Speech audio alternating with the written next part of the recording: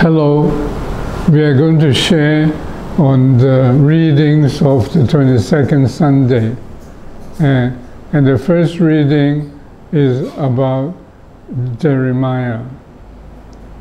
And Jeremiah, the first reading, he was talking to God. And he said, "You duped me, O Lord, and I let myself be duped. You were too strong for me, and you triumphed. All the day I am an object of laughter. Everyone mocks me. Whenever I speak, I must cry out. Violence and outrage is my message. The word of the Lord has brought me derision and reproach all the day." So the prophet Jeremiah was rebuking the society and the wrongs that society was doing. But when he did this, the people did not like him and laughed at him. But that was what God wanted Jeremiah to do. And when he did it, he suffered. So Jeremiah said to himself, "I will not mention him. I will not mention God. I will not speak in his name anymore." But then it becomes like fire burning in my heart, imprisoned in my bones. I grew weary holding it in. I cannot endure it. So Jeremiah preferred not to say anything, and preferred not to mention God or mention what he wanted him to say. But when he did not do this, it became like fire burning in his heart. That means God's request burning in his heart, imprisoned in his bones. And he became very tired, keeping God's word in and not mentioning it. So that was his experience of not doing what God told him to do. And he could not endure this heat, fire, and all these things. So he finally had to say what God wanted him to say. So he suffered a lot, but for God. So the first reading just mentioned this, the experience of Jeremiah. Then we come to the second reading, the letter to the Romans. "I urge you, brothers and sisters, by the mercies of God, to offer your bodies as a living sacrifice, holy, pleasing to God, your spiritual worship." So here, St. Paul was talking to the community, and he said, he told them that they must offer themselves to God, offer their bodies as a living sacrifice. And how is it living? Holy, pleasing to God. And this would be their spiritual worship. So sacrificing for God. Then he said, "Do not conform yourselves to this age, but be transformed by the renewal of your mind." Don't just follow the people, but be transformed by the renewal of your mind, and that you may discern what is the will of God. So he would transform himself and transform his mind so that he could discern, see the will of God. And the will of God would be what is good and pleasing and perfect. So St. Paul was advising the community to do the will of God, to offer themselves to God in worship.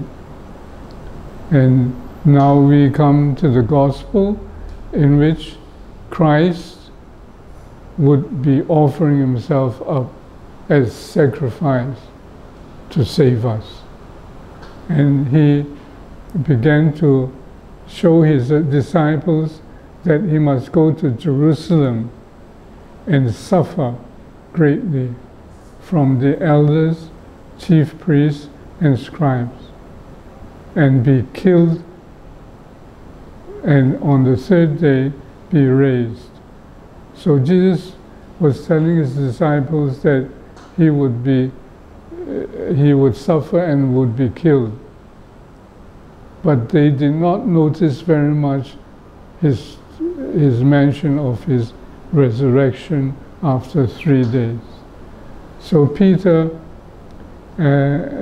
took Jesus aside and began to rebuke him. This should be him. God forbid, Lord, no such thing shall ever happen to you. So Peter and the disciples, of course, did not want Jesus to suffer and did not want him to be killed. And Peter took Jesus aside and told him, no, this cannot happen to you. This cannot happen to you. Then Jesus turned and said to Peter, "Get behind me, Satan. You are an obstacle to me.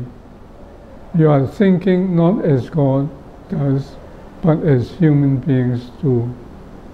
So Jesus called him Satan. Why call Peter Satan? Because by doing that, he was an obstacle to Christ offering himself to save, sacrificing himself to save us. And Jesus said, "You are not thinking as God does, but as human beings do." So they did not want Jesus to suffer or be killed. But they did not notice, they did not remember that Jesus had to be sacrificed to save us. And he did not notice that Jesus mentioned that he would be raised from the dead. So Jesus said Peter was thinking not as God does, but as human beings do. God was thinking of saving us through the sacrifice of Christ. Then Jesus said to his disciples, "Whoever wishes to come after me must deny himself, take up his cross, and follow me." So if those who wanted to follow Jesus, they must learn to deny themselves, do their responsibilities, even if they have to sacrifice, and follow Jesus. For whoever wishes to save his life will lose it, but whoever loses his life for my sake will find it. So here Jesus was correcting Peter and telling us we must learn to be like them. And then Jesus said, "What profit would there be for one to gain the whole world and forfeit his life?" That means if you gain the whole world but you lose your life, what good is it for you? Or what can one give in exchange for his life? For the Son of God will come with his angels in his Father's glory and then he will pay all according to his conduct. So here Jesus was asking them to be like him, willing to sacrifice, and they will be repaid finally. So here the main point is here. And so this is a prayer. Almighty and ever-living God, you bring forth and sustain every living thing. Help us grow in compassion and care for the multitude of your creatures, that we may see them not as objects for our use, but as brothers and sisters that sing your never-ending praise. This prayer we could use on September the 1st, the World Day of Prayer for Creation.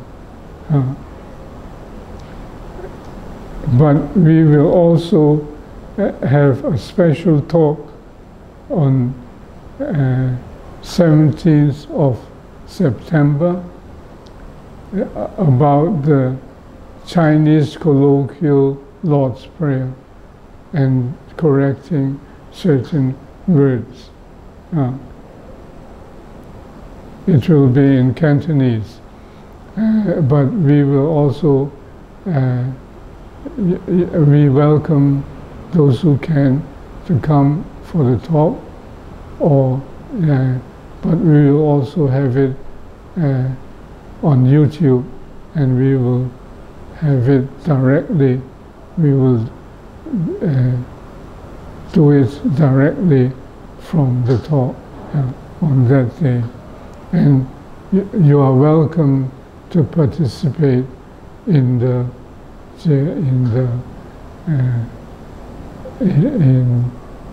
our broadcast and spread this to other people, especially for the Chinese-speaking Catholic communities around the world.